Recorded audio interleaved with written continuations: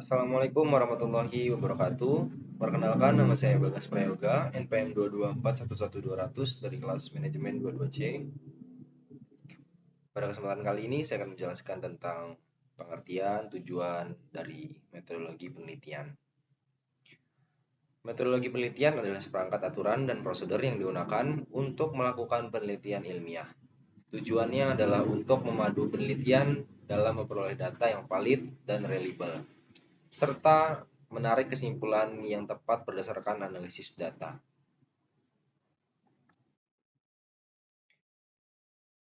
Jenis-jenis penelitian ada kualitatif, kuantitatif, dan campuran.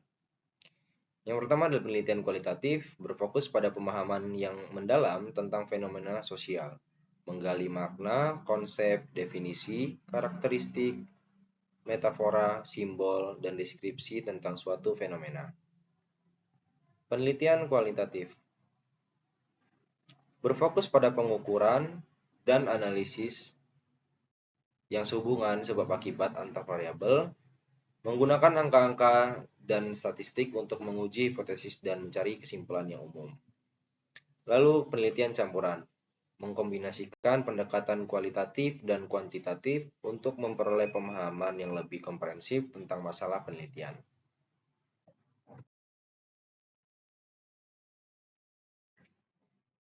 Lalu langkah-langkah penelitian. Yang pertama ada identifikasi masalah, yaitu menentukan topik penelitian yang relevan dan menarik, serta merumuskan pertanyaan penelitian yang jelas dan terukur.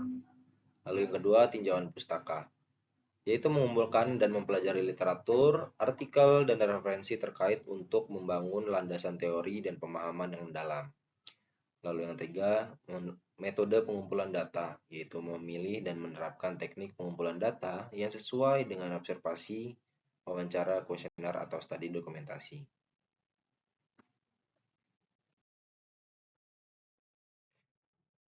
Lalu teknik pengumpulan data. Ada 4, yaitu observasi, mengamati secara langsung fenomena atau peristiwa di lapangan untuk memperoleh data kualitatif yang kaya akan informasi kontekstual. Lalu yang kedua, wawancara, yaitu melakukan tanya jawab secara mendalam dengan responden untuk menggali pemahaman, pengalaman, dan perspektif mereka. Yang ketiga, kuesioner, yaitu menyebarkan daftar pertanyaan terstruktur kepada sampel responden untuk mengumpulkan data kuantitatif yang dapat dianalisis statistik. Lalu yang terakhir ada studi dokumentasi, yaitu menganalisis dokumen, arsip, maupun data historis yang relevan dengan topik penelitian untuk memperoleh informasi tambahan.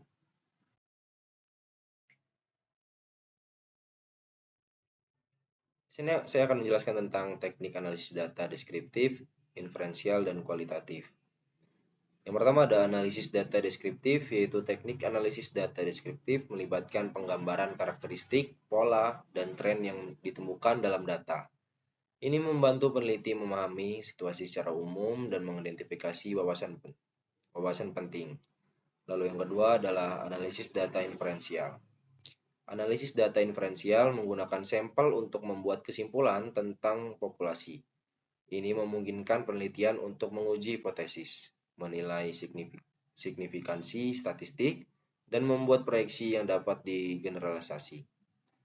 Lalu yang ketiga adalah analisis data kualitatif, yaitu analisis data kualitatif melibatkan penggalian makna, pola, dan tema dari data naratif atau tekstual. Teknik ini membantu peneliti memahami pengalaman, perspektif, dan konteks yang kaya dalam penelitian. Validitas dan reliabilitas. Yang pertama dari segi pengertiannya, yaitu validitas mengacu pada sejauh mana alat ukur dapat mengukur apa yang seharusnya diukur. Reliabilitas mengacu pada konsistensi pengukuran, apakah alat ukur dapat memberikan hasil yang sama ketika digunakan berulang kali. Lalu jenisnya adalah terdapat berbagai jenis validitas, seperti validitas konstruk, isi, dan kriteria. Reliabilitas dapat diukur dengan menguji konsistensi internal, stabilitas, dan ekuivalensi. Lalu yang ketiga, pengukuran. Validitas dapat diukur melalui uji korelasi, uji beda, atau analisis faktor. Reliabilitas dapat diukur dengan menghitung koefisien alfa, uji tes ulang, atau metode belah dua.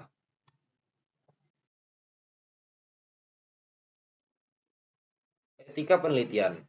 Yang pertama prinsip etika, yaitu penelitian harus didasarkan pada prinsip-prinsip etika seperti menghormati harkat dan martabat manusia, menjunjung tinggi keadilan, dan mempertahankan integritas ilmiah.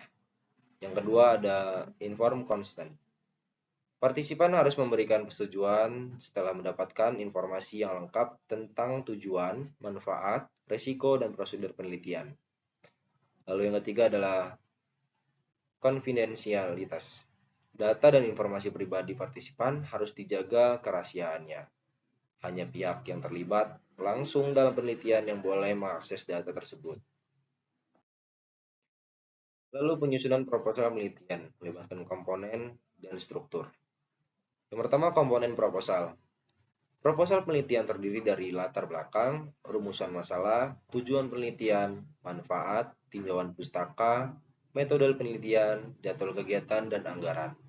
Lalu struktur proposal, yaitu proposal disusun secara sistematis dengan bagian pendahuluan, bagian inti, dan bagian penutup. Tiap bagian memiliki subbab yang saling terkait. Lalu yang ketiga, tujuan proposal. Proposal penelitian bertujuan untuk mengajukan rencana penelitian yang jelas, terstruktur, dan sistematis agar mendapat persetujuan untuk dilaksanakan. Penulisan laporan penelitian melibatkan komponen dan sistematika. Yang pertama ada komponen laporan penelitian. Laporan penelitian umumnya terdiri dari bagian pendahuluan, tinjauan pustaka, metodologi, hasil dan pembahasan, serta kesimpulan dan saran. Yang kedua adalah sistematika penulisan. Sistematika penulisan laporan penelitian memiliki struktur yang baku, seperti halaman judul, abstrak, daftar isi, daftar gambar, daftar tabel, dan lain-lain. Yang ketiga, penggunaan bahasa. Laporan penelitian ditulis dengan bahasa Indonesia yang baku, formal, dan komunikatif. Penggunaan istilah-istilah ilmiah juga perlu diperhatikan. Lalu yang keempat, penyusunan daftar pustaka. Daftar pustaka disusun secara sistematis sesuai dengan standar penulisan ilmiah yang berlaku, seperti APA, Harvard, atau von Sauper. Presentasi hasil penelitian. Ada tiga, yang pertama teknik presentasi. Dalam mempresentasikan hasil penelitian, penting untuk menggunakan teknik yang efektif.